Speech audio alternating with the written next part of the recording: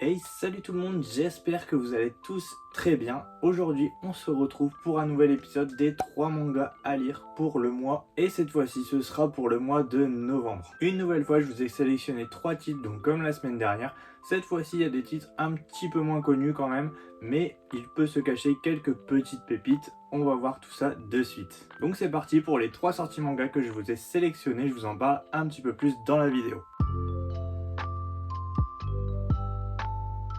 Le premier manga que je vais vous présenter n'est autre que Witch's War. Marie-Antoinette, Jeanne d'Arc, Cléopâtre. Est-ce que ces noms vous parlent? Je pense que oui. À travers Witch's War, nous avons 32 femmes qui ont marqué justement l'histoire de l'humanité, qui vont devoir s'affronter dans un genre de Battle Royale. Donc ces 32 femmes sont réunies par la reine des démons pour s'affronter justement dans un fameux Battle Royale. Ces 32 femmes devront s'affronter dans un tournoi et seule une survivante, l'élue, donc la championne, verra son vœu le plus cher être exaucé. Tandis que les 31 autres femmes perdront tout espoir de pouvoir se réincarner un jour. Bien évidemment, ces 32 femmes acceptent ce contrat diabolique. Et maintenant, que le duel commence. Je pense que la couverture ou même un petit peu l'histoire vous fait certainement penser à Valkyrie Apocalypse. Pour résumer brièvement, je pense que Witch's War, c'est un petit peu le Valkyrie Apocalypse version femme, donc c'est un petit peu le même principe.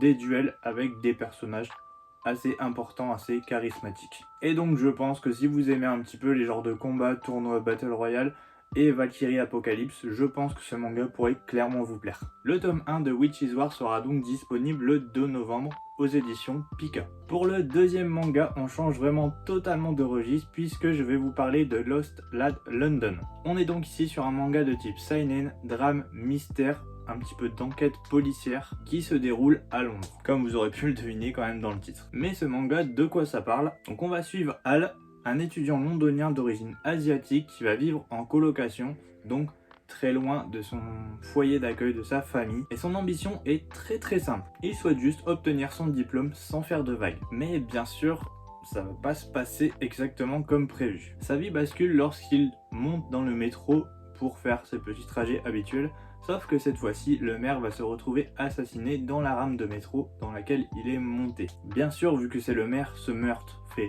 vraiment sensation dans toute la ville. Et on va suivre un deuxième personnage du nom d'Ellis, qui est un inspecteur très compétent mais qui a vécu quand même des moments assez difficiles, vu qu'il a fait des enquêtes où il s'est trompé et justement ça l'a quand même travaillé au niveau de l'esprit, donc vraiment il ne souhaite vraiment plus du tout se tromper et ne plus laisser place au doute quant aux possibles futurs suspects ou coupables. Donc notre personnage principal, Al, va justement rentrer chez lui sans se soucier de quoi que ce soit, sauf qu'il découvre malencontreusement qu'il y a un couteau ensanglanté qui s'est glissé dans sa poche et il sait pas vraiment pourquoi. Et c'est à ce moment-là que notre inspecteur Ellis va sonner à la porte de notre jeune étudiant Al, et justement il sait pas trop comment réagir, il est déjà sur le choc d'avoir justement ce couteau dans sa poche et un inspecteur qui vient le toquer à sa porte pour justement l'interroger. Donc on va se demander un petit peu qu'est-ce qui va se passer. Il est aussi un petit peu sous le choc qui est compréhensible. Et donc il va devenir le suspect numéro 1 à son insu, lui qui ne souhaitait pas faire de vagues.